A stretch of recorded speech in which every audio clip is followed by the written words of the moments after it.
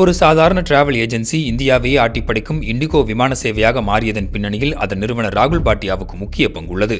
Airtel ஜியோவுக்கு போட்டியாக இருக்க வேண்டியவர் விமான சேவை பக்கம் திரும்பியதற்கு என்ன காரணம்?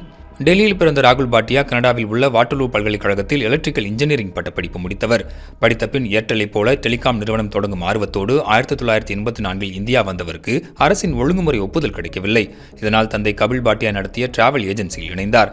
பின்னர் அதை இன்டர்குளோப் என்டர்பிரைசஸ் என மாற்றினார். 2004ஆம் ஆண்டு விமான சேவை உரிமத்தை பெற்ற பிறகு இண்டிகோவை தொடங்கினார். தொடங்கிய 6 ஆண்டுகளில் இந்தியாவின் மிகப்பெரிய விமான சேவை நிறுவனமாக இண்டிகோவை மாற்றினார். பராமரிப்பு மற்றும் பயிற்சி செலவுகளை சமாளிக்க ஒரே ஒரு வகை விமானத்தை இயக்குவதில் கவனம் செலுத்தியதன் விளைவாக 2010ஆம் ஆண்டில் இண்டிகோ இந்தியாவின் சந்தை பங்கில் கிட்டத்தட்ட 5இல் ஒரு பங்கை பிடித்தது. பாட்டியாவின் தலைமையின் கீழ் 137 இடங்களுக்கு சேவை செய்யும் இந்தியாவின் மிகப்பெரிய உள்நாட்டு விமானமாக இண்டிகோ உயர்ந்தது. சிறந்த தொழில் முனைவோராக அறியப்படும் ராகுல் பாட்டியா ஃபோர்ப்ஸ் பணக்காரர் பட்டியலில் 420வது இடத்தை பிடித்துள்ளார் என்பது குறிப்பிடத்தக்கது.